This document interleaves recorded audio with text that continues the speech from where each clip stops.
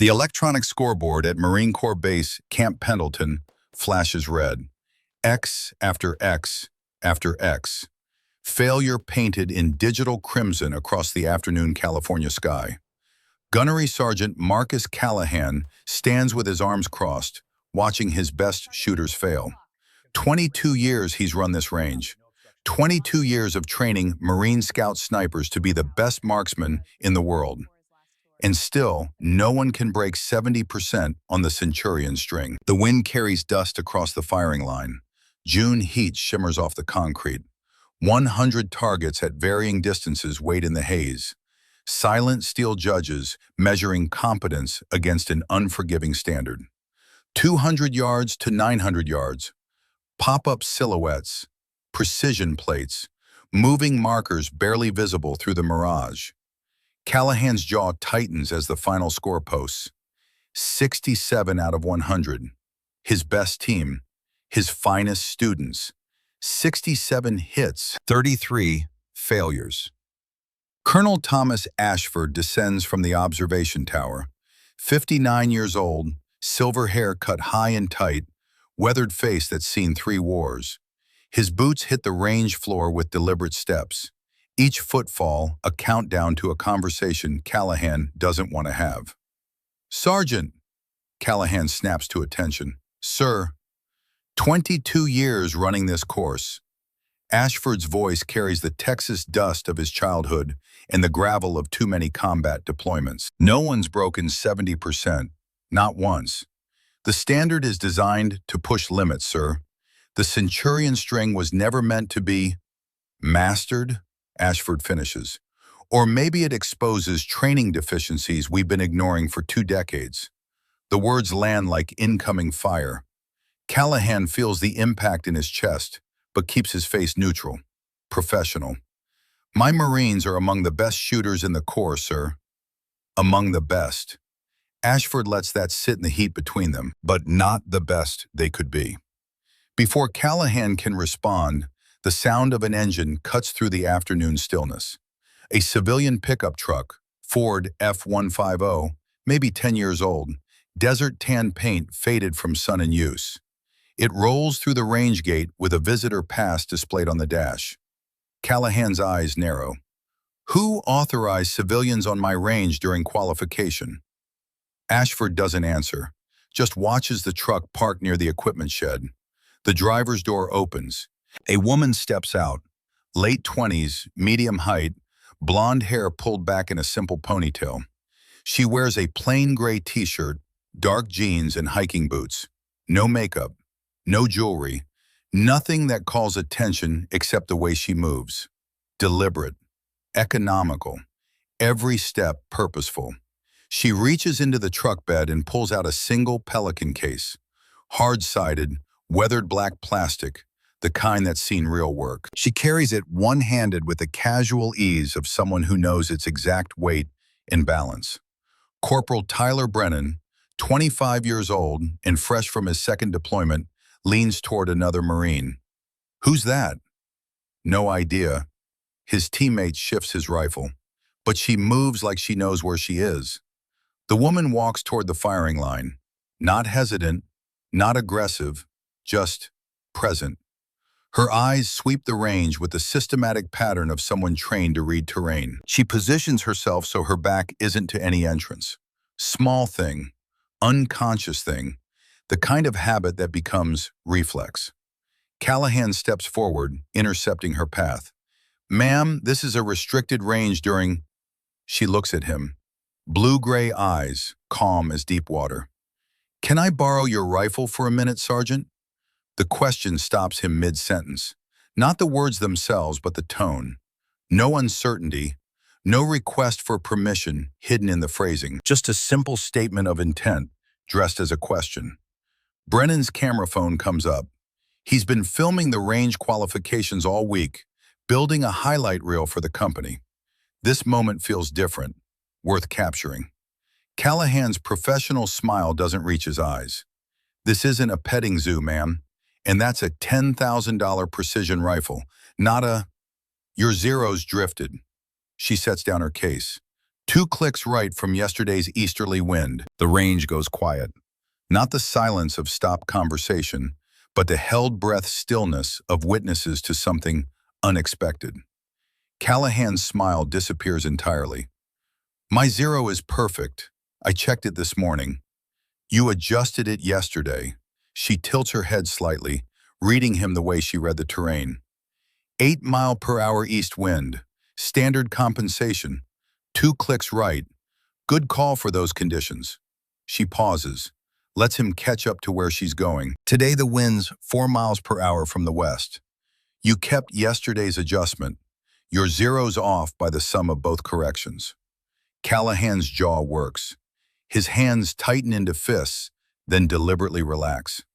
She's right. He knows she's right. Yesterday afternoon, strong easterly wind, he dialed in the correction and shot a perfect group. This morning he'd verified zero in calm air, satisfied with the result, never thinking to check if he'd return the turret to true neutral. A mistake. Small but real. The kind of error that costs hits at distance.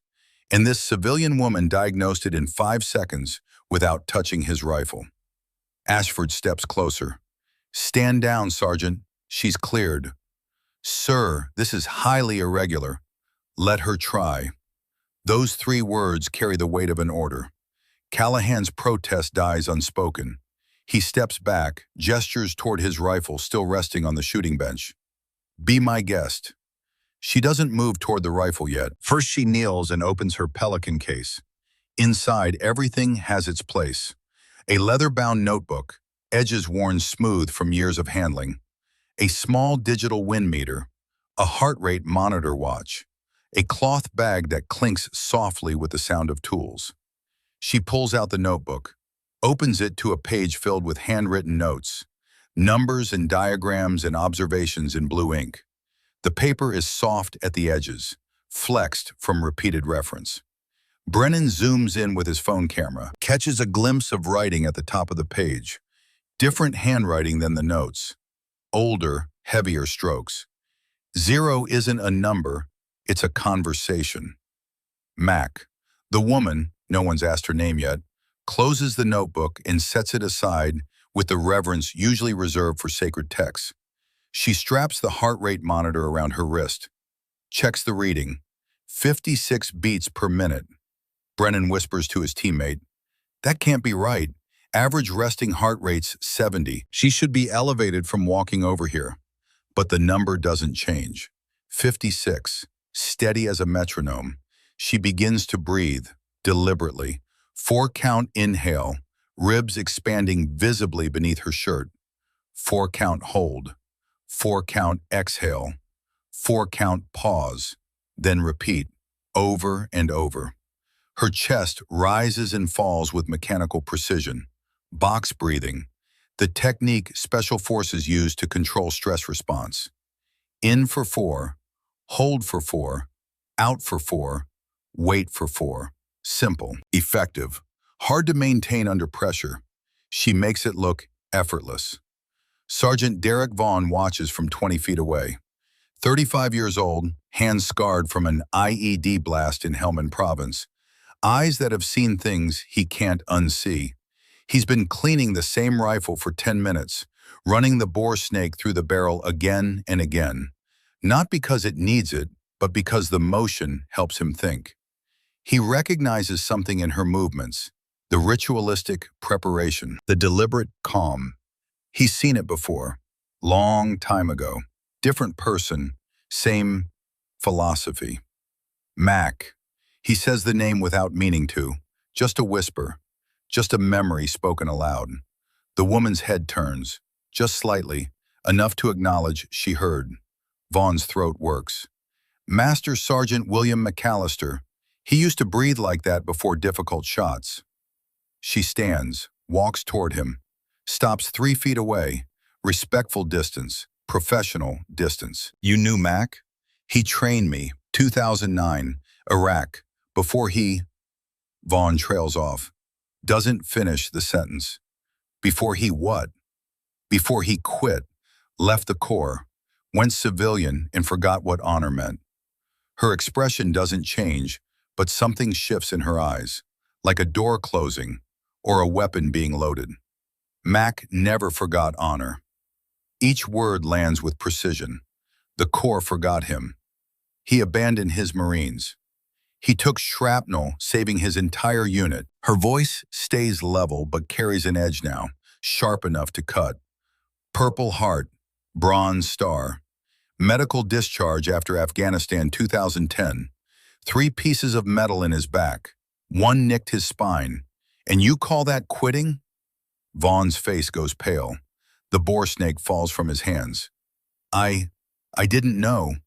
We were told he resigned, chose civilian life over what? Over a career ended by enemy action? Over a body that couldn't pass medical standards anymore? She doesn't raise her voice. Doesn't need to. The truth has its own gravity. Mac gave everything. The Corps gave him a medical discharge and a pension. What did you give him? Silence, heavy and uncomfortable. Callahan clears his throat. Ma'am, I don't believe we've been properly introduced. She turns, the edge softens. Elena Thorne. Mac McAllister was my teacher.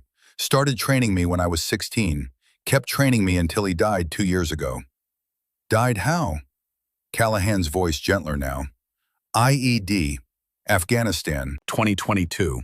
Civilian contractor training, Afghan National Army. She looks at Vaughn. Doing what he always did, teaching others to be better than they thought they could be. Ashford steps into the space between memories and the present moment. Miss Thorne, Sergeant Callahan, perhaps we should proceed with the demonstration. Elena nods, walks to the shooting bench, stands behind Callahan's rifle for a long moment, doesn't touch it yet, just observes, reading it the way another person might read a face. M110 SASS, she says. Semi-automatic sniper system, 7.62 NATO. Effective range, 900 yards in the right hands. This one's been maintained well. Oil pattern on the bolt suggests regular cleaning. Wear on the handguard means it gets used, not babied. She reaches out.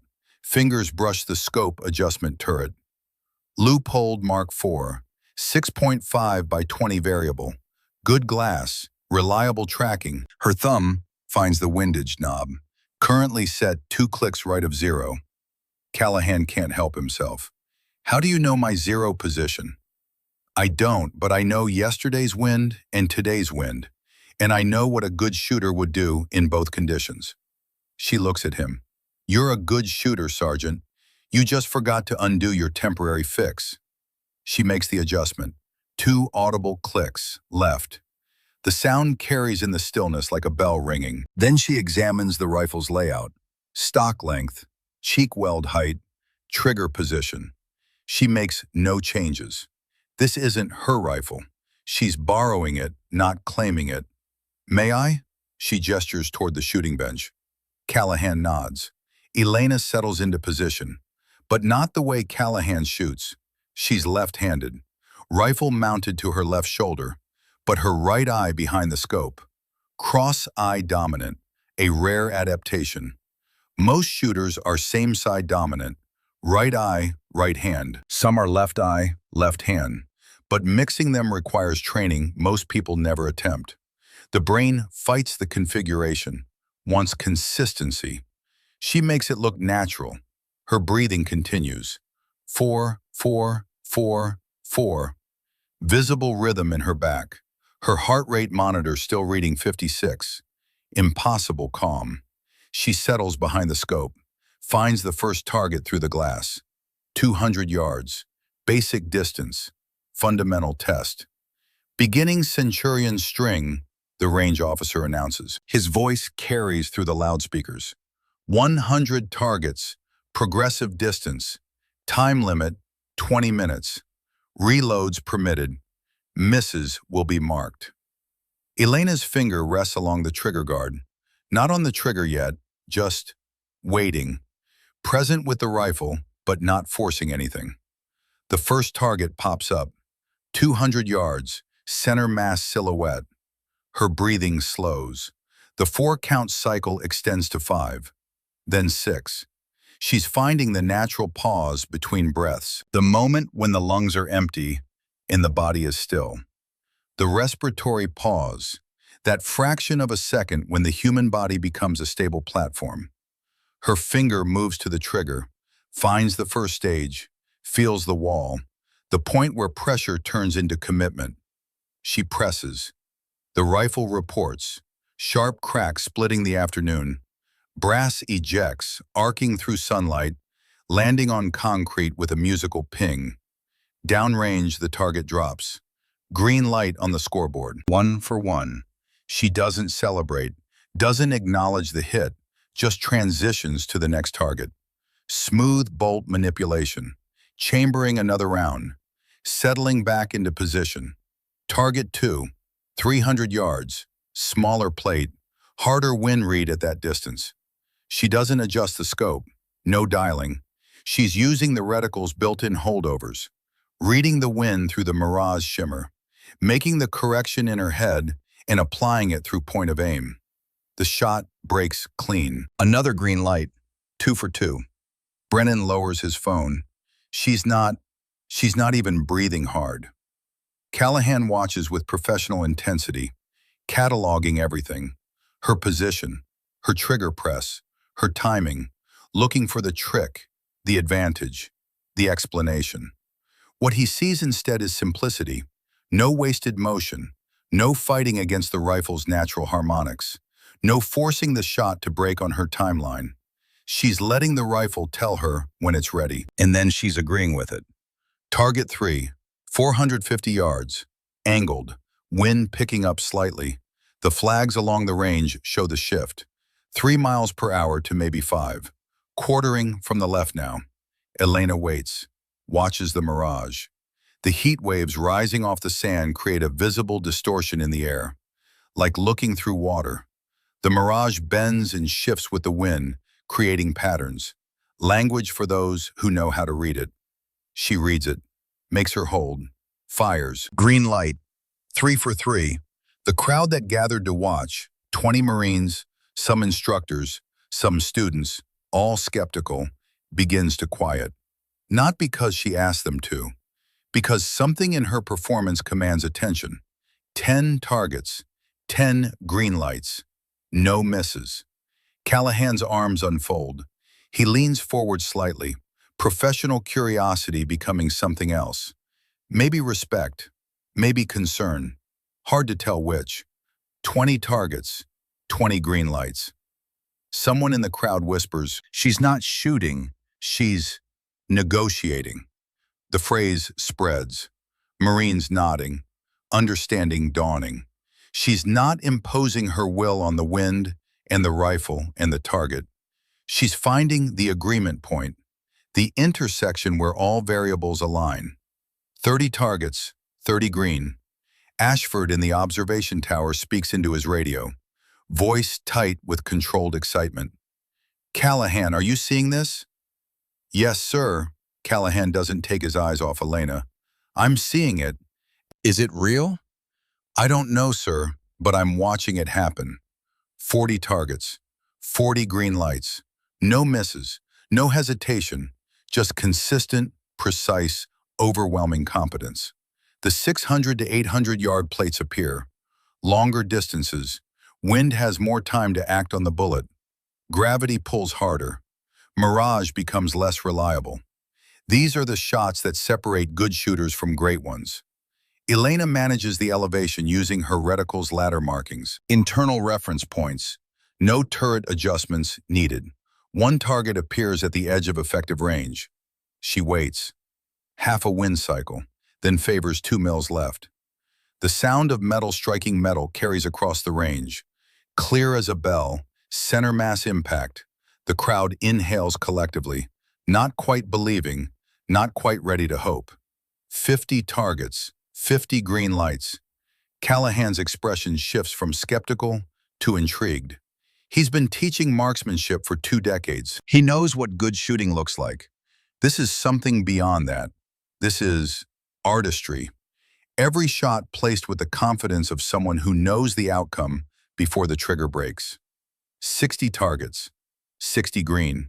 70 targets, 70 green. She passes his record.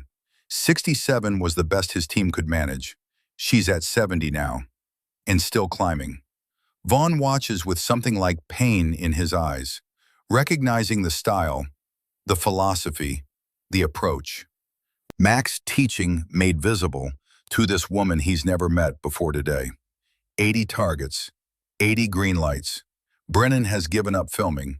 He's just watching now, phone dangling forgotten in his hand, witnessing something he knows he'll remember for the rest of his life. 90 targets, 90 green. Elena's face shows light perspiration now.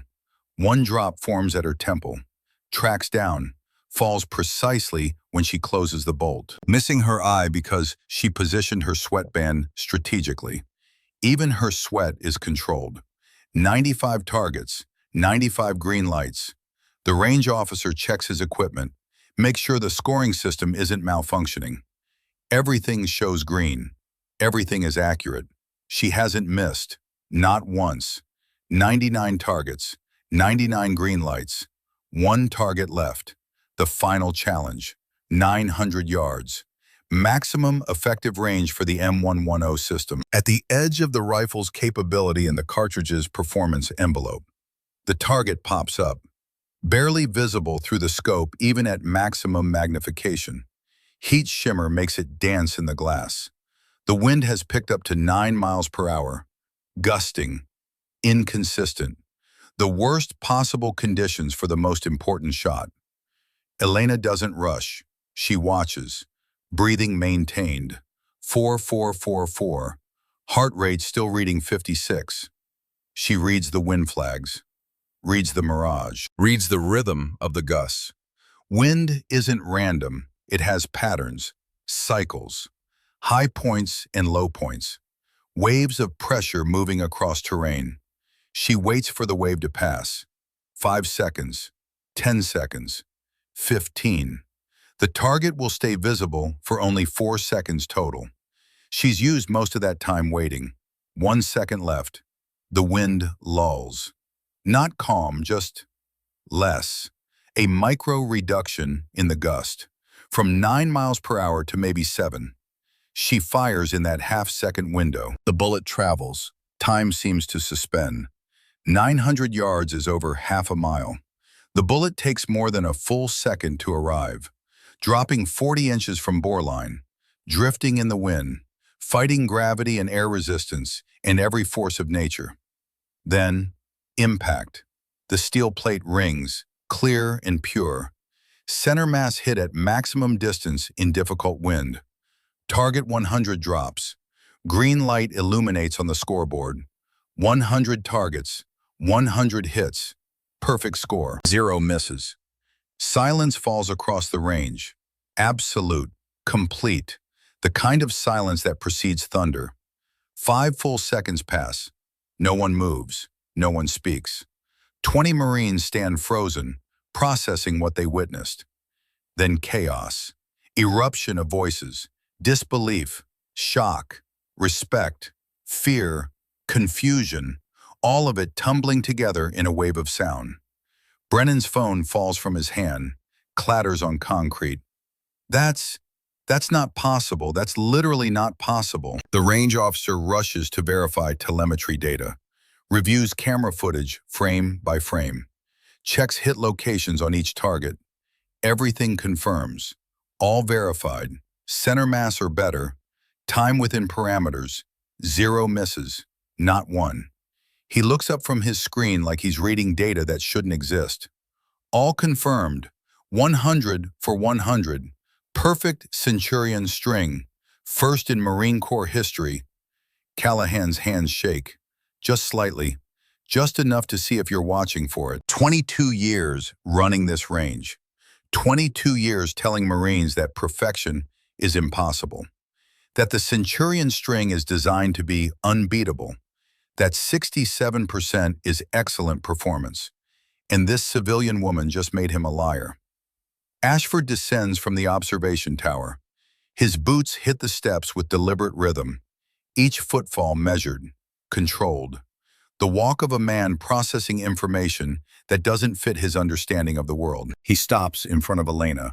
She's standing now, calmly clearing the rifle, checking the chamber, setting it safe, treating the weapon with the same respect she showed at the beginning.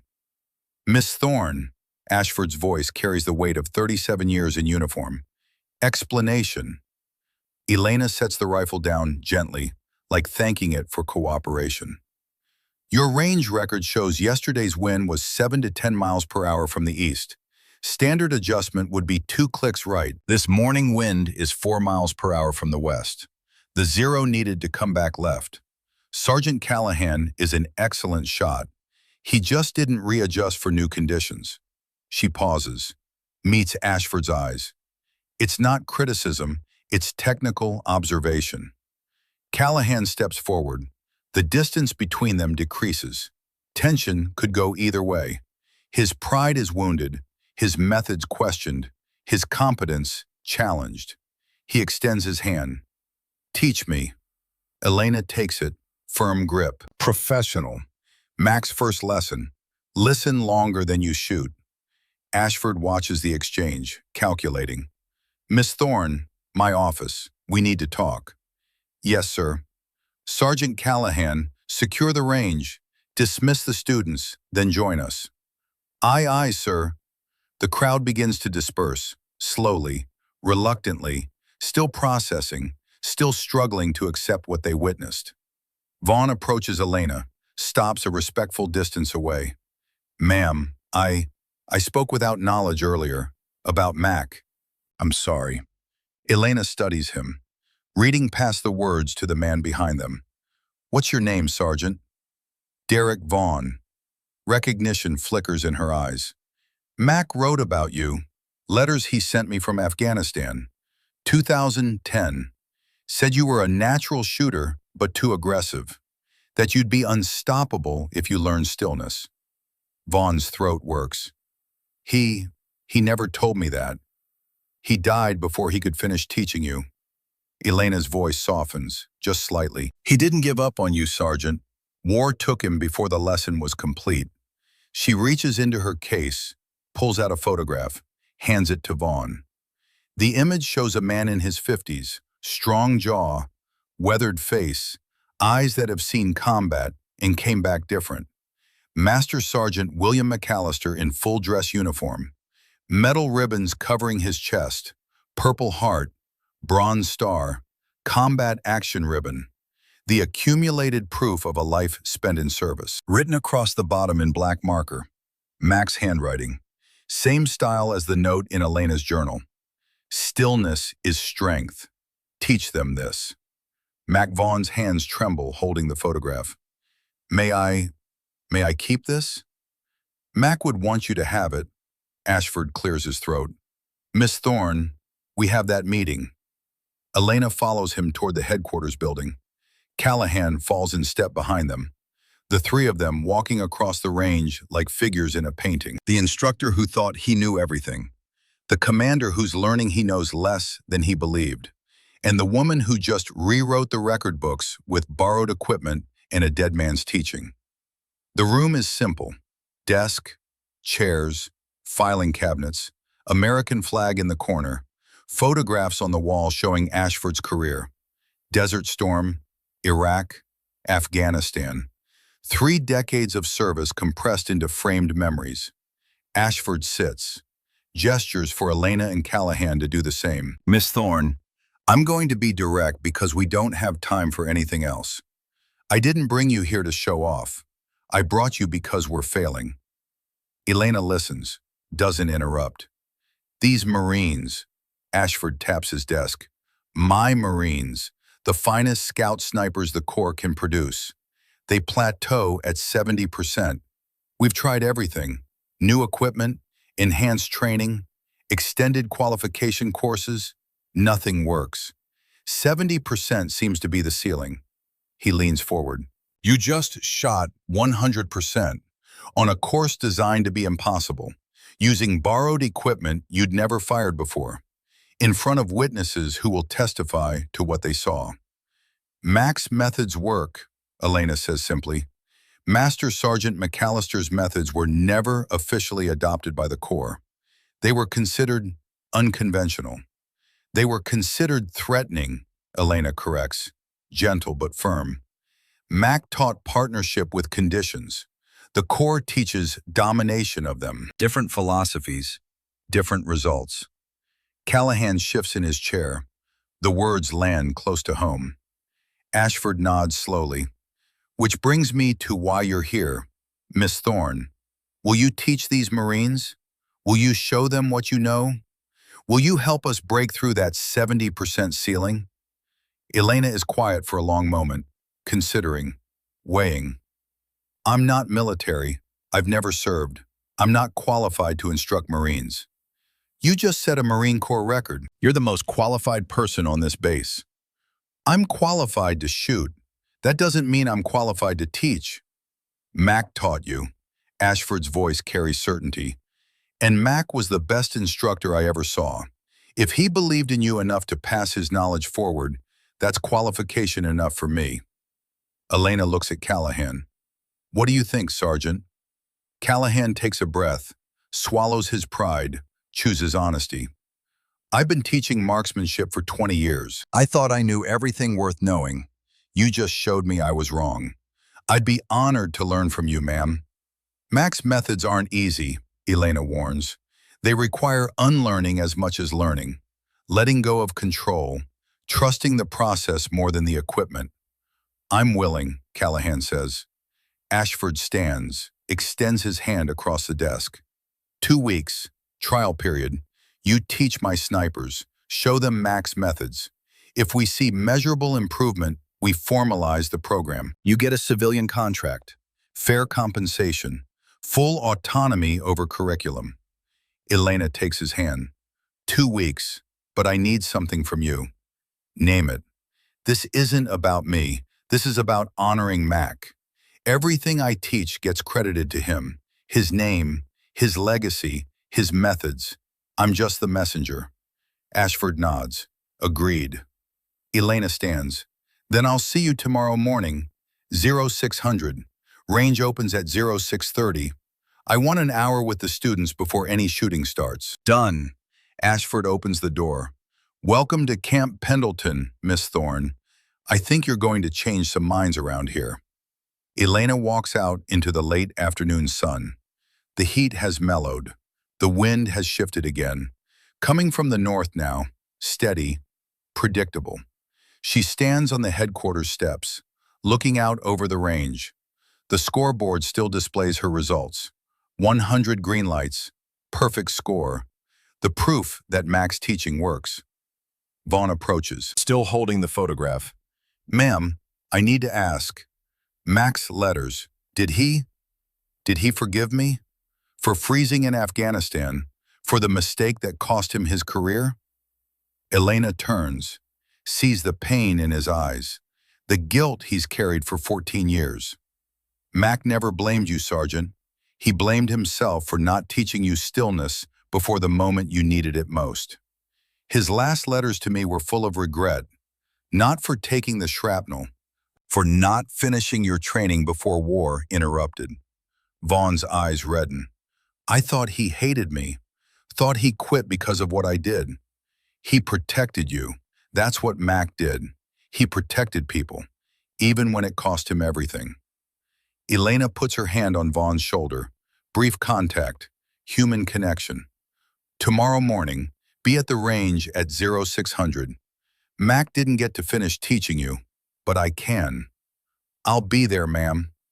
Elena walks to her truck, gets her Pelican case in the bed, climbs into the driver's seat, sits for a moment with the engine off, processing the day, the weight of expectation now resting on her shoulders. She pulls out her phone, opens the photo gallery, scrolls to an image saved from 2 years ago. Mac Mallister standing in front of a shooting range somewhere in Montana. Gray hair, lined face, eyes still sharp, still alive. The caption underneath reads, "Last lesson before deployment. Teach them to listen." I love you, kid. I'm listening, Mac, she whispers to the photograph. And tomorrow, I'll teach them to listen too. She starts the engine, drives toward the base exit. The sun sinks toward the Pacific, casting long shadows across the California desert. 2 weeks to prove Mac's methods work.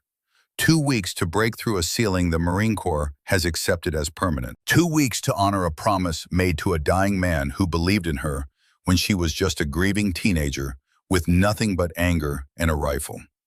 The sun touches the horizon, turns the sky orange and gold, beautiful and temporary, like all perfect moments, worth capturing while they last. Morning arrives cold and blue over Camp Pendleton, 0545. The sky holds that pre-dawn clarity where stars still visible blur into the coming light. Elena Thorne stands alone on the range. She arrived 30 minutes early. Old habit. Mac always said the first person on the range sets the tone for everyone who follows. She watches the eastern horizon, drinks coffee from a thermos, thinks about the 12 Marines who'll arrive in 15 minutes, expecting her to make them better. Footsteps on gravel. She turns. Sergeant Derek Vaughn approaches through the half-light, full combat utilities, boots polished, face freshly shaved. He carries his rifle case in a notebook. Stop 10 feet away. Ma'am, reporting as ordered. You're early. Wanted to be here first. Show proper respect. He shifts weight, uncomfortable with something. Ma'am, I need to say this before the others arrive. What I said yesterday about Mac quitting, I was wrong. I've been wrong for 14 years. Elena studies him, sees the weight he's carried, the guilt that's become part of his identity. Mac used to say apologies are easy.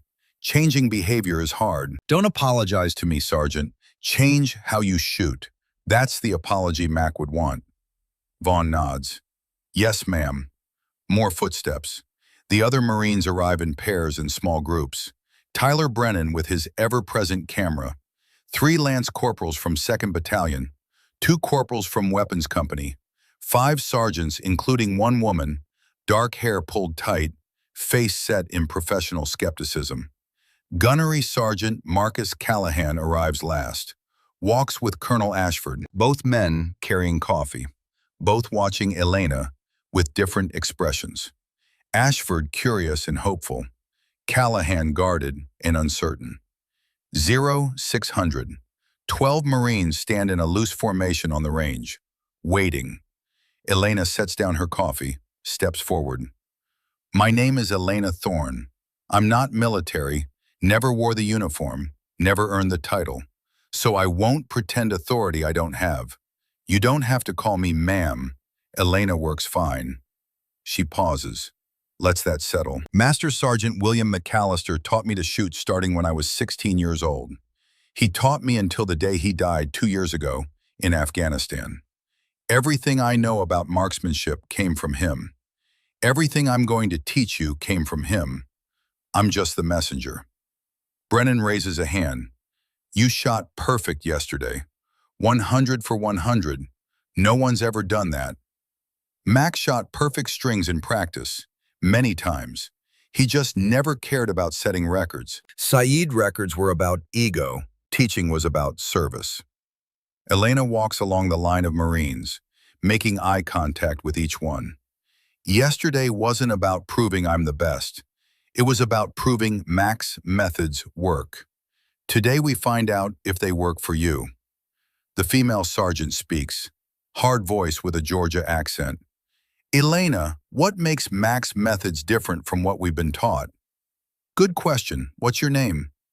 Sergeant Linda Reese. Sergeant Reese, what's the first thing you do when you get behind a rifle? Establish a stable shooting platform.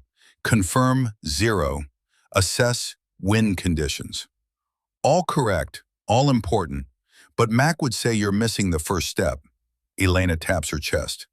Before you touch the rifle, before you read wind, before you do anything external, you have to establish internal stillness. The rifle doesn't make you calm. You make the rifle accurate through your calm. Callahan shifts his stance. Uncomfortable. That sounds like meditation, We're training warriors, not monks. Are those mutually exclusive? Elena turns to face him. No challenge in her voice, just genuine question. Can't a warrior benefit from inner stillness?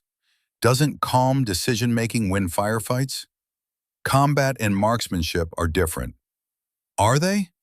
Both require managing stress. Both require clear thinking under pressure.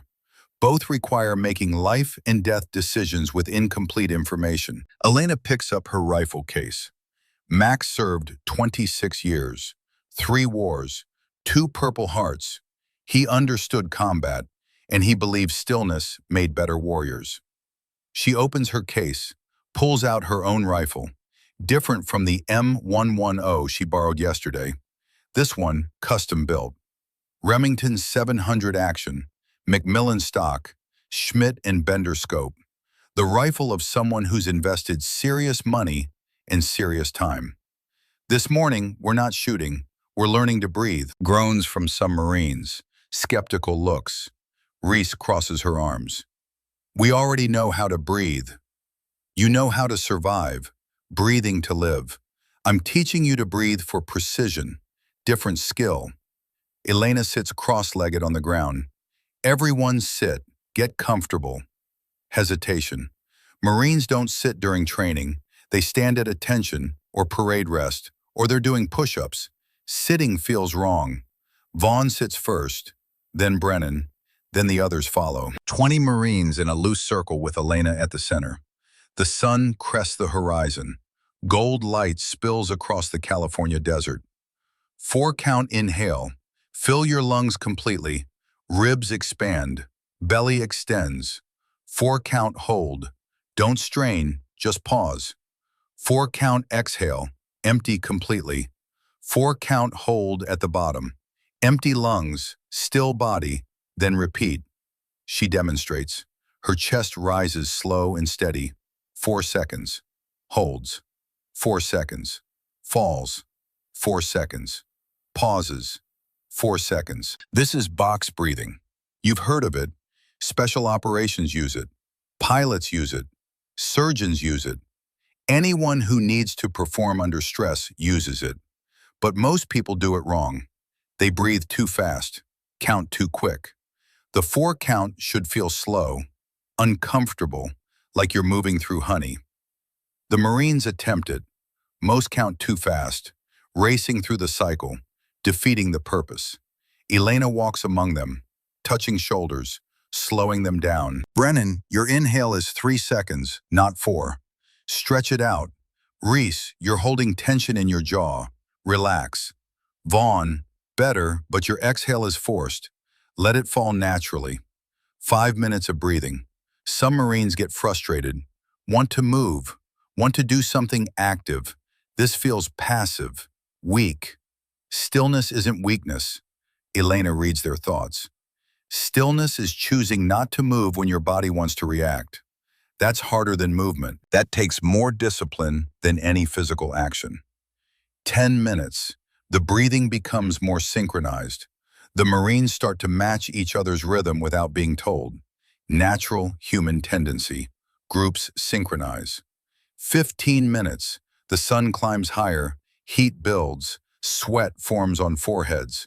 But the breathing continues, steady, controlled. Now, while you're breathing, I want you to notice the pause, the space between exhale and inhale, that moment when your lungs are empty and your body is still. That's the natural respiratory pause. That's when the human body becomes the most stable platform. That's when you break the shot. Callahan speaks without opening his eyes. We teach that. Shoot at the respiratory pause. You teach the concept. Mac taught the experience. Elena stops walking, stands in the center of the circle.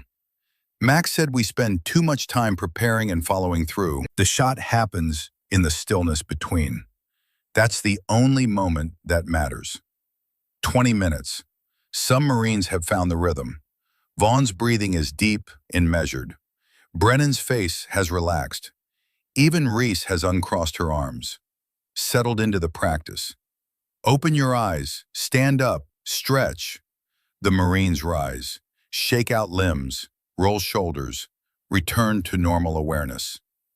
How do you feel? Elena asks. Calmer, Brennan admits. Heart rate's lower. Bored, one of the lance corporals mutters. Good. Boredom means you're not stimulated, not reactive.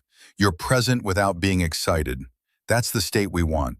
Alert but calm. Ready but not tense. Elena walks to the firing line. Now we apply it. Everyone get your rifles. We're running a simple drill. 10 targets at 300 yards. You'll shoot 1 magazine, 10 rounds. Focus on breathing. Focus on the pause. I don't care about your score. I care about your process. The Marines set up, establish positions, check zeros, load magazines. All the mechanical tasks they've done 1,000 times. Before you touch the trigger, Elena says, start the breathing. Establish the rhythm. Let the rifle become part of the cycle instead of interrupting it. Targets pop up. The Marines engage. Shots crack across the range. Brass ejects and tumbles. Smoke drifts. Scores post. Mixed results. Callahan goes 8 for 10. Reese 7 for 10. Vaughn 5 for 10. Worst he's shot in months. Frustration visible on his face. He stands, starts to speak. Elena raises a hand. Don't apologize. Don't explain. Just tell me what you noticed. I was thinking too much, trying to force the breathing, lost my natural rhythm. Exactly. You tried to control something that works better when you allow it. Forcing breath is like forcing sleep. The harder you try, the less it works. She looks at the group. This is why we practice. This is why Mac spent weeks on breathing before he ever let his students shoot for score. The foundation has to be unconscious, automatic. Only then can you build on it. The morning continues, drill after drill. 10 rounds, rest, breathe, 10 more rounds. The scores remain inconsistent. Some Marines improve, others regress. Vaughn continues to struggle, his frustration building with each magazine. By 0900, the Marines are exhausted. Not from physical exertion, from mental effort. Concentration fatigue. That's enough for today, Elena announces. Tomorrow, same time, we'll continue breathing work and add wind reading. Callahan approaches as the others pack equipment.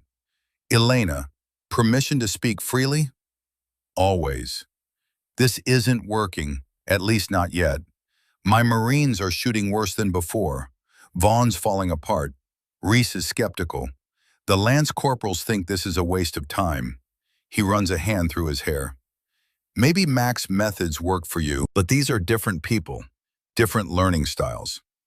You're right, they are different. Elena zips her rifle case. Mac didn't teach everyone the same way. He adapted, but the foundation was always the same. Stillness first, technique second. Most instructors teach backwards. They teach mechanics and hope the student finds calm. Mac taught calm and trusted the mechanics would follow. How long did it take you to learn? 2 years before I shot my first perfect string. 4 years before I could do it consistently. 6 years before I understood what Mac was actually teaching. Elena shoulders her case. You're giving me 2 weeks. That's not enough time to rebuild foundations, but it might be enough to plant seeds. Seeds don't win evaluations. Results do. General Whitmore arrives in 12 days. She's evaluating whether to adopt new training doctrine. If we can't show measurable improvement, this experiment ends. Then we better make sure the next 12 days count. Elena starts walking toward her truck, stops, turns back. Sergeant Callahan, can I ask you something? Go ahead. Why do you teach the way you teach? He blinks, surprised by the question. Because it works. My methods produce consistent 70% scores. That's above average for the Corps. Above average, but not excellent, not exceptional. Why accept that ceiling? Because that's where the data shows people plateau. Pushing harder doesn't help, just creates frustration. Or maybe pushing harder in the same direction doesn't help. Maybe you need to push in a different direction entirely. Elena shifts the case on her shoulder. You've been teaching the same way for 20 years and getting the same results. Maybe it's time to try something different. Callahan's jaw tightens, pride warring with pragmatism. What do you suggest?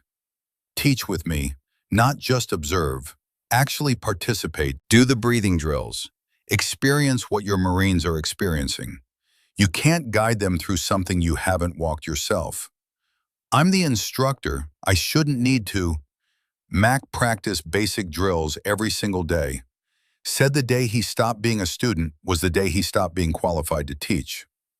Elena meets his eyes. Join us tomorrow, not as the senior instructor, as a student. Learn Mac's methods from the inside, then decide if they're worth teaching. She walks away before he can respond, leaves him standing on the range with the morning sun climbing higher and the question hanging in the air. Vaughn approaches. Sergeant Callahan requests permission to speak. Granted. I know I shot poorly today, but I want to continue. Whatever Elena's teaching, I need to learn it.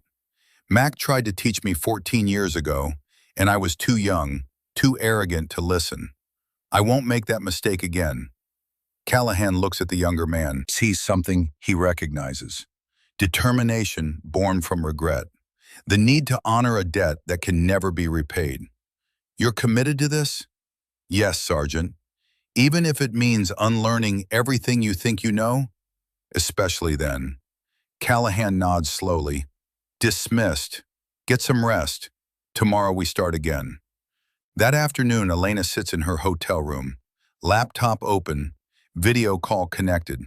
The face on screen belongs to Rebecca McAllister Strauss, 34 years old, Mac's daughter, living in Montana with her husband and 2 kids. How'd it go? Rebecca asks. About as expected. They're resistant, frustrated, not seeing results yet. Dad always said the first week was the hardest. Students want immediate improvement, but real learning is slow.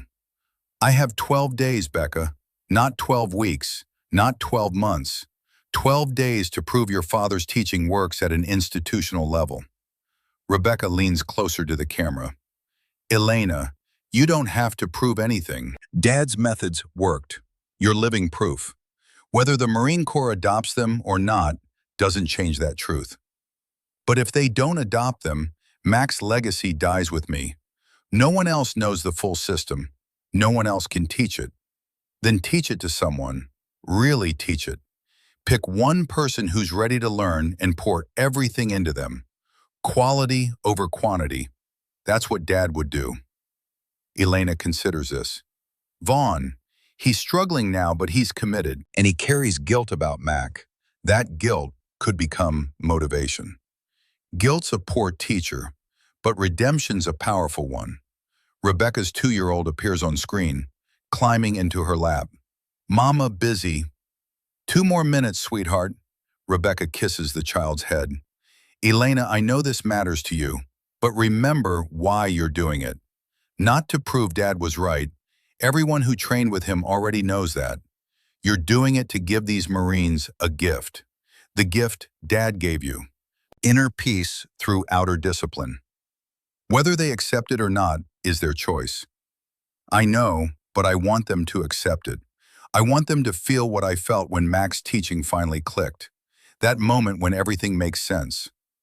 That moment took you 2 years to reach. I don't have 2 years. Then give them what you can in the time you have. Plant the seeds like you said. Trust that some will grow. The call ends. Elena closes the laptop, lies back on the hotel bed, stares at the ceiling, thinks about tomorrow and the 11 days after that. Thinks about 12 skeptical Marines and 1 defensive instructor. Thinks about Mac and the promise she made to honor his teaching. Her phone buzzes. Text message from unknown number. This is Callahan. I'll participate tomorrow. As a student. Fair warning, I'm a terrible student.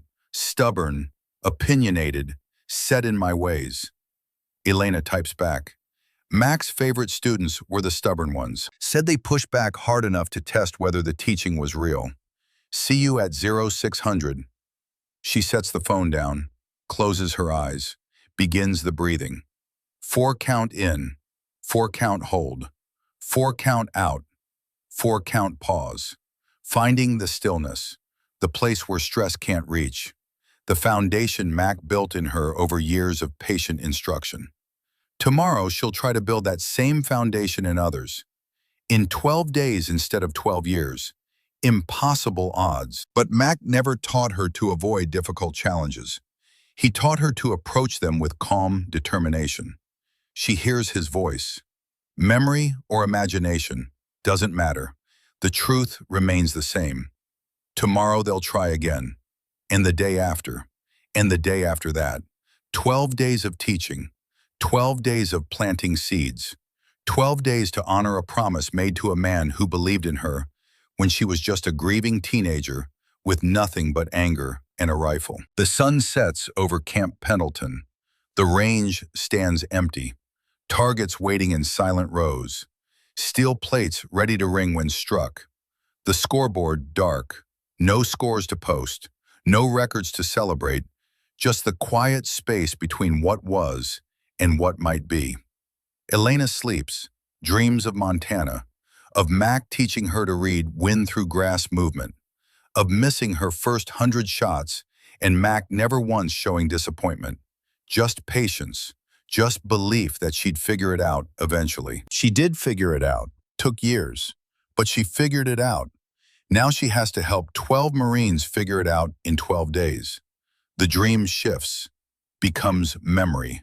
Mac's last letter before he deployed to Afghanistan, written in his careful handwriting, every letter formed with deliberate precision. Elena, if something happens to me over there, don't mourn too long. Celebrate what we built together and pass it forward. Teach someone else what I taught you. That's how knowledge survives. Not through records or trophies, through generous hearts willing to share what they know. I love you, kid. You made an old sergeant proud. Mac. She wakes at 0400, 2 hours before she needs to be at the range. But sleep won't return. Too much weight on these 12 days. Too much riding on her ability to compress years of teaching into days of intensive work. She showers, dresses, drinks coffee, watches the sunrise from her hotel window, thinks about Vaughn and Callahan and Reese and all the others. Wonders which ones are ready to learn, which ones will resist, which ones might surprise her. 0530, she drives to base, shows her pass, parks near the range, steps out into morning air that smells like sage and dust and possibility. The range is empty. She's first again, sets down her case, begins her own breathing practice, establishing the rhythm, finding the stillness, preparing to teach from a place of centered calm rather than anxious urgency. Footsteps on gravel. Multiple sets this time. She opens her eyes. All 12 Marines arrive together, including Callahan. They're early, 15 minutes before official start time, and they're already in shooting positions on the ground, already practicing the breathing. 4-count in, 4-count hold, 4-count out, 4-count pause. Vaughn sees her, nods, doesn't break his breathing rhythm. Reese has her eyes closed, face relaxed, finding the pattern. Brennan counts on his fingers, tracking the timing, making sure his rhythm stays honest. And Callahan, sitting cross-legged like everyone else, senior instructor becoming student, ego set aside, ready to learn. Elena smiles, small, private. Mac would like this. The sight of Marines choosing to come early, choosing to practice without being ordered, choosing to invest in their own growth. Maybe 12 days is enough after all. Maybe seeds planted in willing soil grow faster than expected. She sits with them, joins the circle, breathes with them.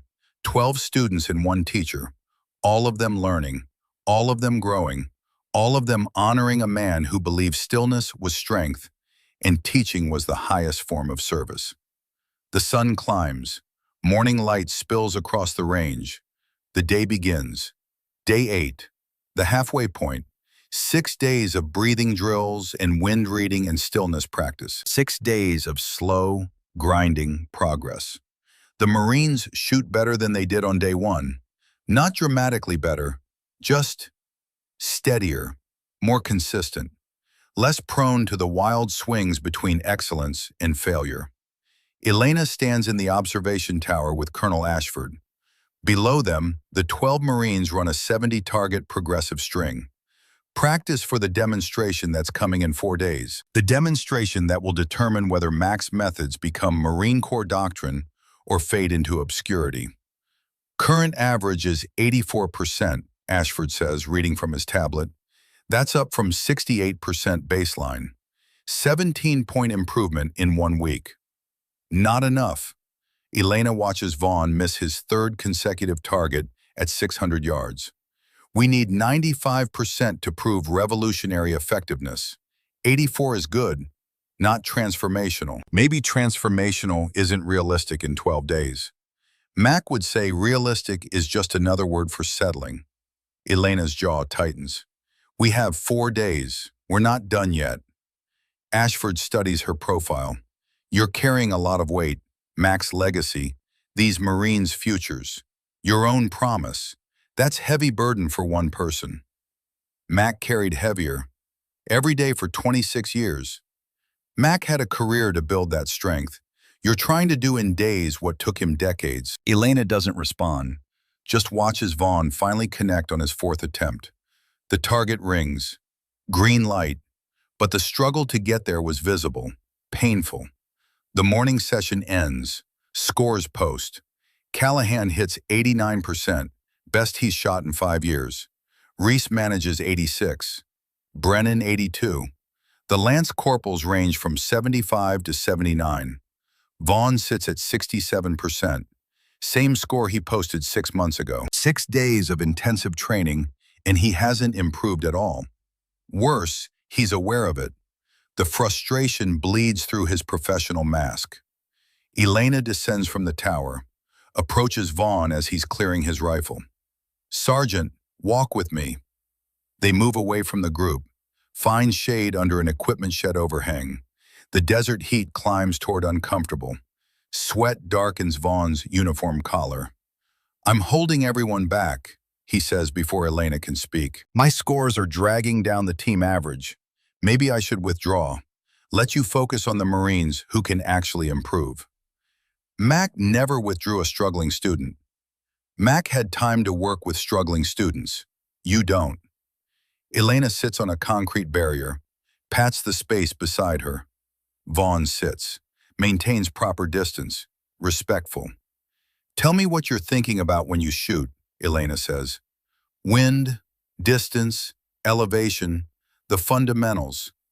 Before that, before the technical thoughts, what's the first thing in your mind when you settle behind the scope? Vaughn is quiet for a long moment. Afghanistan, 2010. The moment I froze. The moment Mac had to save me. You're still there. 14 years later, you're still behind that rifle in Helmand Province, terrified of making the same mistake. How do I stop being there? You don't. You accept that it happened. You honor that Mac saved you, and then you shoot for who you are now, not who you were then. Elena turns to face him fully. Mac wrote about that day in one of his letters. Want to know what he said? Vaughn nods, doesn't trust his voice. He said, Vaughn froze today, 22 years old, first real contact. I froze in my first firefight too. Everyone does. The difference is I had a sergeant who covered me while I found my courage. Today I got to be that sergeant for someone else. That's the job. That's what we do. We cover each other until everyone finds their courage. Vaughn's eyes redden. He never told me that. Because he didn't need your thanks. He needed you to survive. To become the Marine he knew you could be. To eventually cover someone else the way he covered you. Elena stands. You're not holding anyone back, Sergeant. You're learning the hardest lesson, how to forgive yourself. Once you do that, the shooting will follow. She walks back toward the range, leaves Vaughn sitting alone with his thoughts and his ghosts, and the permission to finally let both go. That afternoon, Elena finds Callahan in his office, reviewing footage of the morning session. analyzing positions and trigger press timing and follow-through, the obsessive attention to detail that makes him an effective instructor. "Knock, knock," Elena says from the doorway. Callahan looks up, gestures to a chair. "Come in. I was just reviewing Vaughn's attempts. His technique is solid. Position is good. Breathing is controlled. But he's still missing. I can't figure out why." "Because technique isn't his problem. Psychology is." "That's outside my area of expertise. I teach marksmanship, not therapy." "The mind pulls the trigger. If the mind is damaged, the trigger press will be too." Elena sits. "Vaughn's carrying 14 years of guilt. That weight affects everything. His confidence, his trust in himself, his willingness to commit to the shot." Callahan leans back. "Studies Elena. You've changed how I think about teaching. I've spent 20 years focused on mechanics. You've shown me mechanics are only half the equation, maybe less than half. Most instructors teach the 10% and hope students figure out the 90% on their own. That's because the 90% is hard to teach. How do you instruct someone to be calm, to trust themselves, to let go of fear? You model it. You create space for practice, and you give permission to fail without judgment." Elena glances at the screen showing Vaughn's missed shots. "He needs to know failure doesn't define him. That missing today doesn't mean he's the same Marine who froze 14 years ago." "How do I communicate that?" "Tell him your failures. Show him you're human too. Right now he sees you as the infallible instructor. That creates impossible standards he'll never meet." Callahan is quiet, thinking. "I shot 42% my first time on the Centurion string. Took me 3 years to break 70. I've never told my students that. Thought it would undermine their confidence in my teaching. It would build their confidence in their own potential. If their instructor struggled and improved, they can too." Callahan nods slowly. "I'll talk to him." Elena stands to leave, stops at the door. "Marcus, can I ask you something personal?" "Go ahead. Why did you say no when Mac asked you to deploy with him in 2022? The question lands like a punch. Callahan's expression shifts, defensive walls rising. "How did you—" "Mac mentioned it in a letter. Didn't give details, just said his old student chose a different path. I'm not judging, just curious." Callahan's hands tighten on his desk edge. "I was 42 years old. I'd done 3 combat deployments, lost friends, seen things that still wake me up at night. Mac called and asked me to go back to Afghanistan as a civilian contractor, help train their army. And I said no. I chose the safe posting, the air-conditioned office, the guaranteed pension. That's not cowardice, that's self-preservation." Mac went. He was 58 years old with a bad back and shrapnel still in his spine. And he went because someone needed to. 3 weeks later, an IED killed him and 2 Afghan soldiers he was training. Callahan's voice cracked slightly. "I could have been there, could have helped, maybe changed the outcome, but I chose safety. Or maybe you'd be dead too, and who would teach these Marines now?" That's generous rationalization. That's honest assessment. Elena moves back into the room, sits on the edge of his desk. "Mac didn't judge you for saying no. He understood. He wrote, 'Callahan's earned his rest. He's given enough. I'm choosing to give more.' Different choices, both valid. He respected your decision. I never got to tell him I was sorry. Because there was nothing to be sorry for. You made the choice you needed to make. He made his. Both of you lived according to your own conscience. That's all Mac ever asked of anyone." Callahan wipes his eyes quickly, professional mask slipping back into place. "I'm training these Marines as hard as I can, trying to honor what Mac taught me. But I keep wondering if I'm doing it justice, if I'm teaching it right. You're here, you're trying, you're learning alongside your students. That's exactly what Mac would do." Elena stands. "Tomorrow morning, talk to Vaughn. Share your story. Show him that struggle is normal, that growth is possible, that failure is just information. not identity. She leaves. Callahan sits alone with his thoughts and his regrets and the ghost of a man who never blamed him for choosing life over loyalty. Day 9. Morning arrives with unexpected cloud cover, rare for June in Southern California. The overcast sky creates different light conditions, softer shadows, more challenging mirage reading. The Marines gather at 0600, everyone present, everyone early. The habit has taken root. They arrive before required time and begin breathing practice without being told. Small victory, the kind Mac would notice and celebrate quietly. Callahan steps forward before Elena can begin. Before we start today, I want to share something. My first Centurion string, I shot 42%, failed spectacularly, embarrassed myself in front of my peers. Took me 3 years of consistent practice to break 70%, 5 years to hit 80, and I've never shot higher than 89. The Marines listen, surprised. Their unflappable instructor admitting weakness. I'm telling you this because I want you to know struggle is normal. Progress is slow, and the distance between where you are and where you want to be is crossed through patient repetition, not dramatic breakthrough. He looks at Vaughn. Sergeant Vaughn, you're shooting 67%, same score you posted 6 months ago. I know that's frustrating, but I also know you're building a foundation that will support improvement once the psychological barriers come down. Trust the process. Vaughn nods. Something shifts in his expression. Relief, maybe, or permission. Hard to tell which. Elena takes over. Today we're doing something different. No drills, no scoring, just shooting for the experience. I want you to engage targets and notice what you feel. Not what you think, what you feel. Fear, confidence, doubt, certainty, all of it. Name the emotion and then let it pass like weather. She sets up a simple course. 20 targets at varying distances. Each Marine shoots alone while the others observe. No pressure, no judgment, just practice. Reese goes first, connects on 16 out of 20, 80%, solid performance. When she's done, Elena asks, "What did you feel?" Anxiety on the long shots, confidence on the close ones, frustration when I missed. Good, you noticed. Tomorrow we'll work on sitting with the anxiety instead of fighting it. Brennan shoots next. 17 out of 20, 85%. I felt rushed, like I needed to shoot faster than I actually did.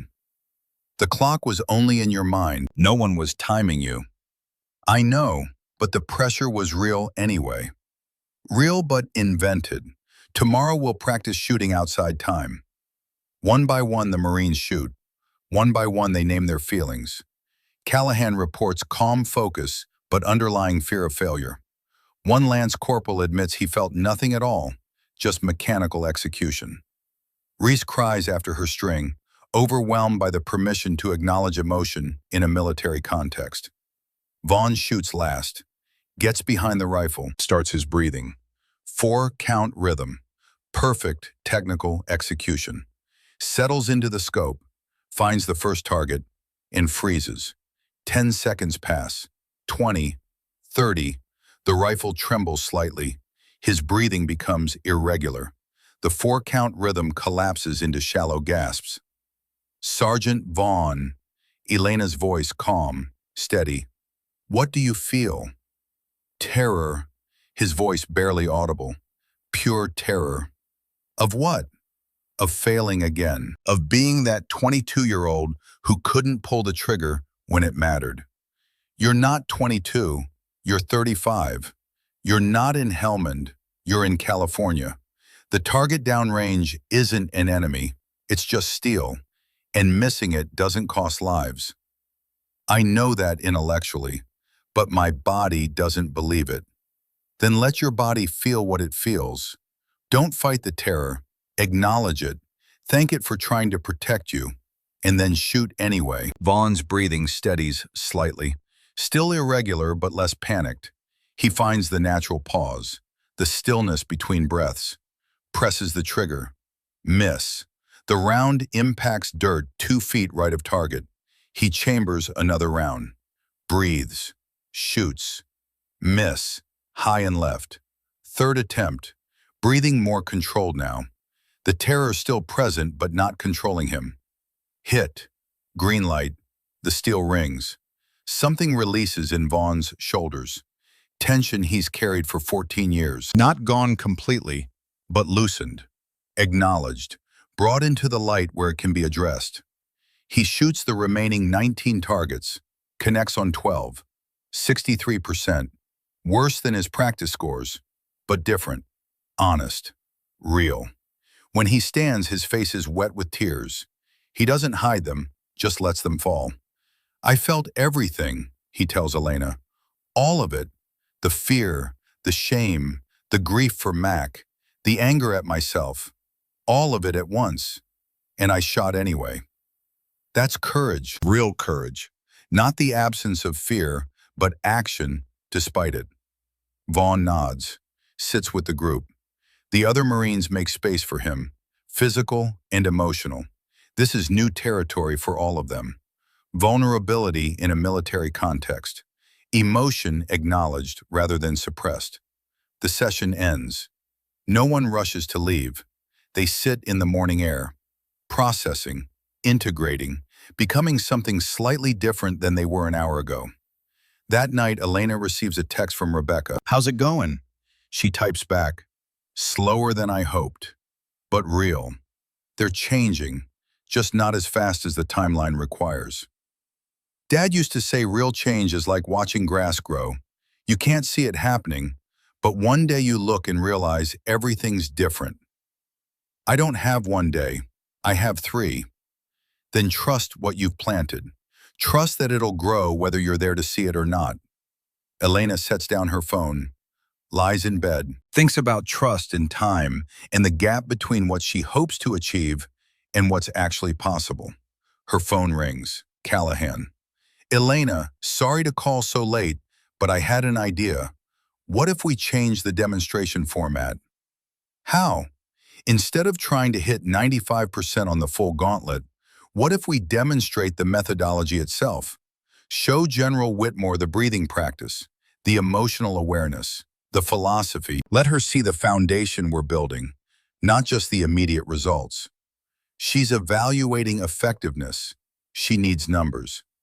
She's evaluating whether to adopt new doctrine. Numbers are part of that, but so is understanding the why behind the how.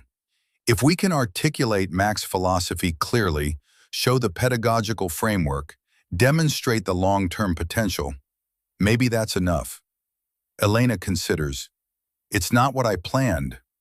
Plans change. Mac taught me that. Adapt to conditions rather than forcing conditions to match your plan." "Okay, let's try it. Tomorrow we'll work on articulating the method, preparing to teach the teachers."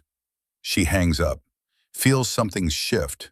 Not hope exactly, but possibility. Maybe success doesn't look like she expected. Maybe honoring Mac's legacy isn't about perfect scores.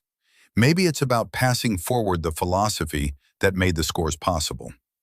Day 12, the final day before General Whitmore arrives. The Marines gather one last time for training. Tomorrow is demonstration. Today is integration. Elena stands before them. "We've spent 11 days building a foundation, breathing, stillness, emotional awareness, wind reading, all the pieces of Mac's methodology. Today we put them together. You're going to shoot the full Centurion string, all 100 targets. As a team, 10 shooters, 10 targets each." The Marines exchange glances, nervous energy. This is the test, the moment of truth. But here's the twist. I don't care about your score. I care about your process. I want you to shoot with complete presence. Notice everything, feel everything, and trust that the hits will come from the foundation we've built. Callahan adds, "General Whitmore arrives tomorrow at 0800. She'll observe morning training and then watch the official demonstration at 1000. What she sees today in practice is what she'll expect tomorrow in performance. So make this real. The Marines prepare, check equipment, load magazines, establish positions, and then, without being told, they begin the breathing. All 10 of them. Synchronized rhythm. 4-count cycle. Elena watches from the observation tower with Ashford. They've internalized it, Ashford observes. The breathing isn't a drill anymore. It's integrated into their preparation. That's the foundation. Everything else builds on that. The shooting begins. Target 1, Brennan. Hit. Green light. Target 2, Reese. Hit. Green light. Target 3 through 10, 7 hits, 3 misses. The pattern continues. The Marines shoot with calm focus. Not perfect, but present. Engage with the process rather than panicked about results. Vaughn's turn comes at target 61, 600 yards. Difficult distance, complex wind. He settles behind the rifle, breathes, finds the pause, and shoots without hesitation. Hit. Green light. The first time he's connected at 600 yards in 2 weeks. He transitions to target 62. Another 600-yard plate. Different angle. He reads the wind, adjusts his hold, shoots. Hit. Green. Something has shifted in him. The terror is still there. Elena can see it in the tension around his eyes. But he's shooting through it now, not waiting for it to pass. Just acknowledging it and acting anyway. Targets 63 through 70. 8 hits, 2 misses. The final, 30 targets. The long-range shots, 700 to 900 yards, where technique meets luck and prayer. The Marines engage with steady determination. Not rushed, not hesitant, just shooting. The way Mac taught, the way Elena demonstrated, the way they've practiced for 11 days. Final score posts, 187 out of 200, 93.5%. Silence falls. Then pandemonium. Marines shouting, embracing, Brennan literally jumping in celebration. Ashford's hand grips Elena's shoulder. 93.5. That's revolutionary. That's Mac. Elena's eyes shine. That's what he built, what he always knew was possible. Callahan appears in the tower doorway, face flushed with excitement and something that might be vindication. We did it. We actually did it. You did it, Elena corrects. These are your Marines, your students. I just showed them Mac's map. You walk the path with them. That night, Elena barely sleeps. Tomorrow, General Whitmore arrives. Tomorrow, they demonstrate for real. Tomorrow, Mac's legacy either becomes Marine Corps doctrine or remains a beautiful theory that worked once under specific conditions. She texts Rebecca. We hit 93% in practice. Tomorrow is the real test. Rebecca responds, Dad's smiling, wherever he is. He's so proud of you. I hope so. I really hope so. Dawn breaks clear and cold. 0700. Elena arrives at the range. The Marines are already there, already breathing, already preparing. But something is different. They've set up a photograph on the shooting bench, printed from internet archives.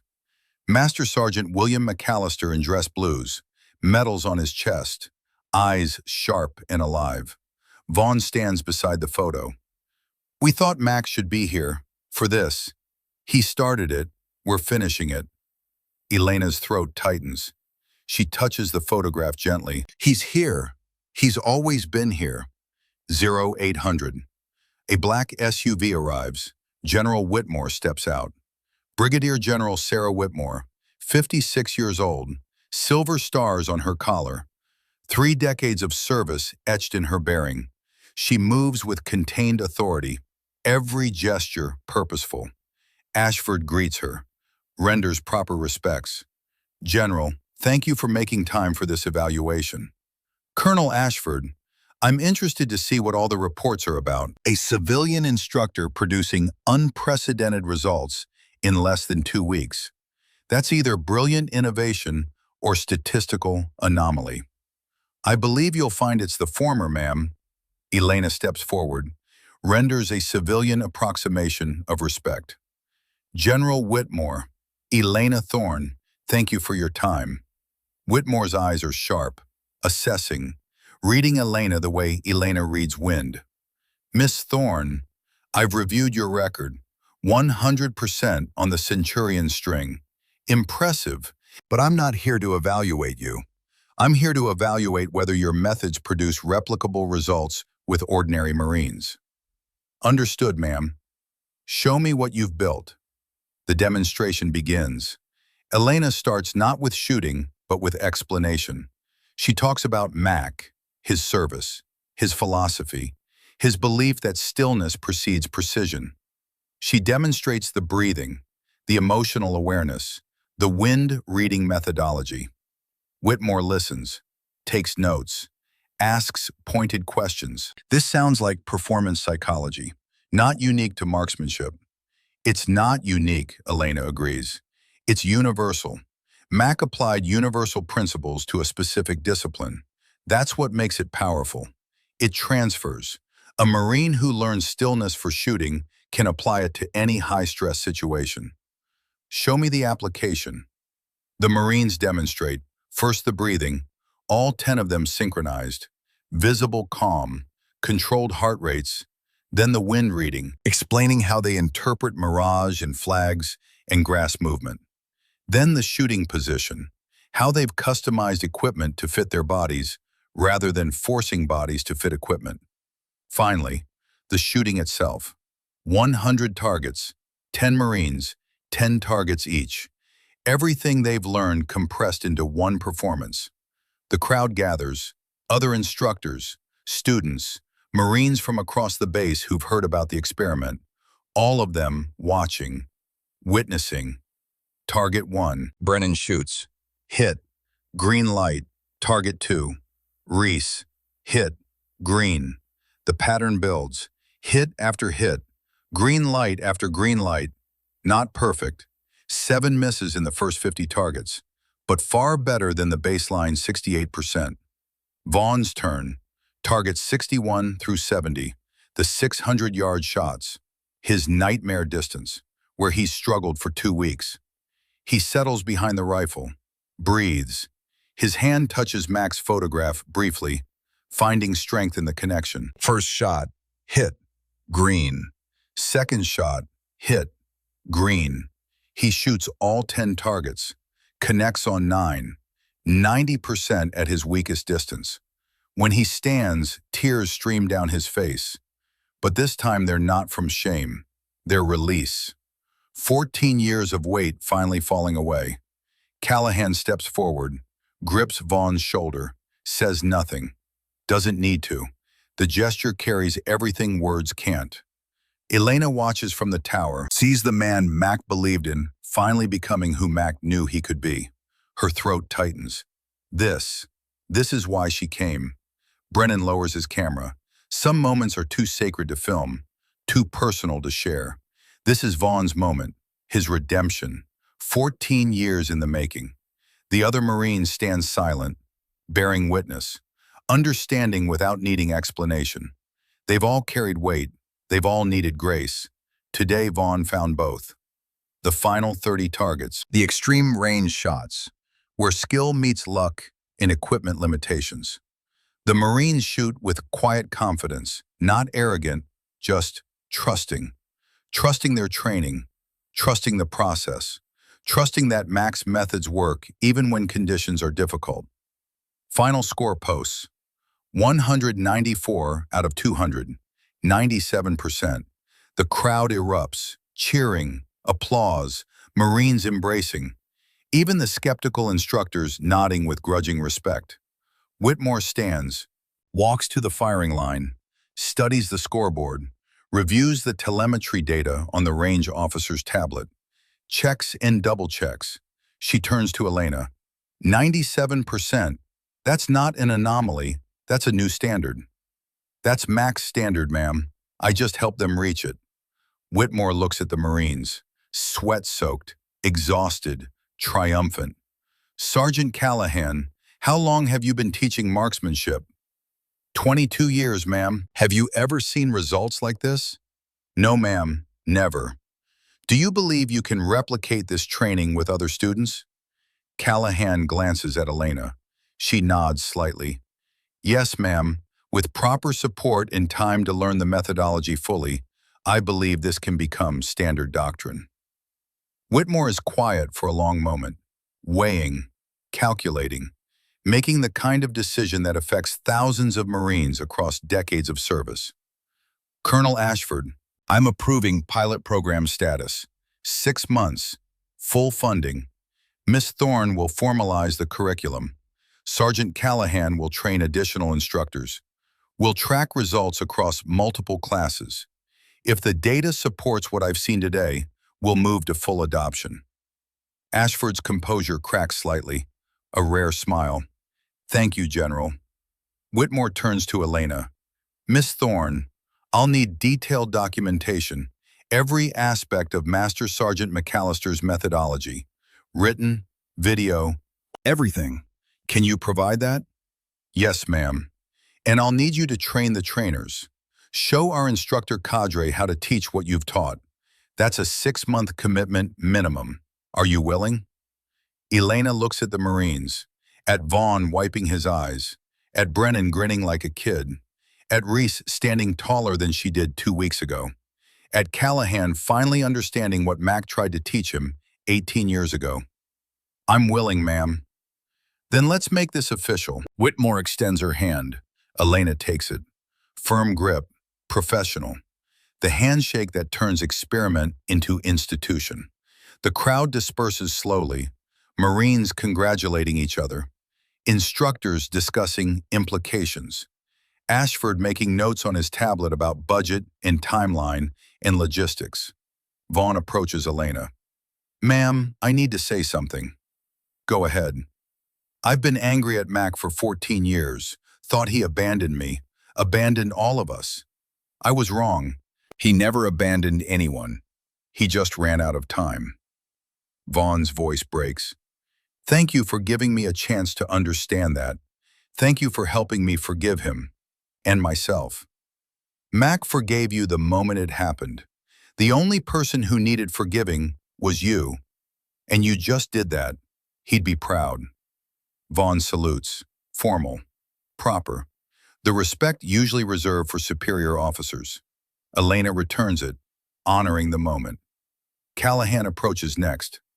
Elena, I want to apologize. I resisted this training, doubted the methods, thought my way was the only way. You showed me I was wrong. More than that, you showed me how to be wrong gracefully and learn from it.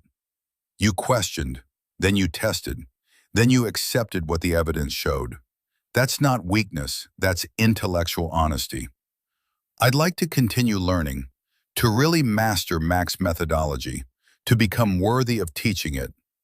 You're already worthy. You just needed permission to believe it. They shake hands, instructor to instructor, equal partners in the work of teaching. The sun climbs toward noon. Heat builds. The range shimmers in familiar patterns, mirage dancing, wind flags snapping, steel targets waiting silent and ready. Elena sits alone on the shooting bench, touches Mac's photograph. We did it. Your methods are official now. Your legacy is secure. I kept the promise. She closes her eyes, breathes, 4-count rhythm, finding the stillness. The place Mac showed her 12 years ago when she was just a grieving teenager with nothing but anger and a rifle. Footsteps approach. Rebecca's voice. I saw the video Brennan posted. 97%. Dad would lose his mind with pride. Elena opens her eyes. Rebecca stands there, not on video call, actually present. You flew in? Did you think I'd miss this? My dad's life work becoming Marine Corps doctrine? I wouldn't be anywhere else. They embrace, not the polite hug of acquaintances, the fierce grip of family. Rebecca pulls back. He loved you, you know. Told me once you were the daughter he got to choose. Said teaching you was the proudest accomplishment of his career. He saved me. After my father died. After my mother checked out. after I had nothing left. Mac gave me purpose, structure, a reason to keep going. And now you've given that to others. That's how love works. It multiplies. It passes forward. Dad taught you. You taught them. They'll teach others. His love spreading out in waves forever. Elena looks at the Marines gathering their equipment, loading trucks, heading to barracks to shower and rest and celebrate. Each one carrying a piece of Mac's teaching. Each one ready to pass it forward when their time comes. The two-click promise, Elena says quietly. What's that? Mac's final lesson. It's not about windage adjustment. It's about paying attention, noticing what others miss, caring enough to correct what's wrong, and trusting that small corrections compound into massive changes. 2 clicks changed Sergeant Callahan's zero. 2 weeks changed 10 Marines' lives. 2 decades of Mac's teaching will change the entire Corps. Rebecca touches the photograph. That's his legacy. Not medals or rank or records. Impact that echoes forever. The range empties. The last Marines drive away. Silence settles. Just Elena and Rebecca, and the photograph of a man who believed stillness was strength, and teaching was the highest form of service. What now? Rebecca asks. Now I document everything. Film instructional videos. Write the manual. Train the trainers. Make sure Mac's methods live beyond my ability to teach them personally. And after that? After that? Elena smiles, small and private. After that, I keep the promise. I find more people who need what Mac gave me, and I pass it forward, again and again, for as long as I can. They sit in comfortable silence, the California sun warm on their faces, the wind carrying the smell of sage and dust and possibility. Somewhere in the distance a rifle cracks, someone practicing, getting better, building the foundation that leads to mastery. Mac's work continues, through Elena, through Callahan, through Vaughn and Reese and Brennan, and every Marine who learned that stillness precedes precision, that calm enables performance, that the pause between breaths is where skill lives. 2 clicks, such a small adjustment, but it changed everything. Elena stands, picks up Mac's photograph, holds it against her chest. Thank you for believing in me. Thank you for teaching me to listen. Thank you for showing me that the greatest gift we can give is passing forward what we've learned. She carries the photograph to her truck, sets it carefully in the passenger seat, drives toward the base exit, toward the hotel, towards 6 months of curriculum development and instructor training and the systematic translation of intuitive knowledge into teachable doctrine. The gate guard waves her through. She merges onto the highway, heading north into the afternoon, the sun bright, the road clear, the future uncertain but full of purpose.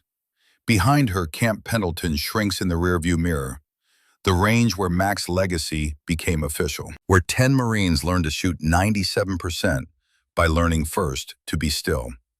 Ahead the road stretches, miles to cover, work to do, promises to keep. She thinks about Mac's last words before deployment, teach them to listen. She's listening now, to the wind, to the road, to the quiet voice inside that sounds like Mac's, but might just be her own wisdom finally speaking. 2 clicks changed Callahan's zero. 2 weeks changed 10 Marines' lives. 2 decades of Mac's teaching will change the entire Corps. And somewhere, on a range she'll never see, a Marine she'll never meet will learn to breathe. 4 counts, in and out, finding the stillness, the pause where skill lives. Mac's legacy, passed forward, forever multiplying. Elena drives north, the sun warm on her face, the road clear ahead, the work just beginning. She smiles. Mac would like that. The work never ends. It just changes hands. The California desert stretches behind her. The future unknown but certain. She kept the promise. Now others will keep it too. That's enough. That's everything.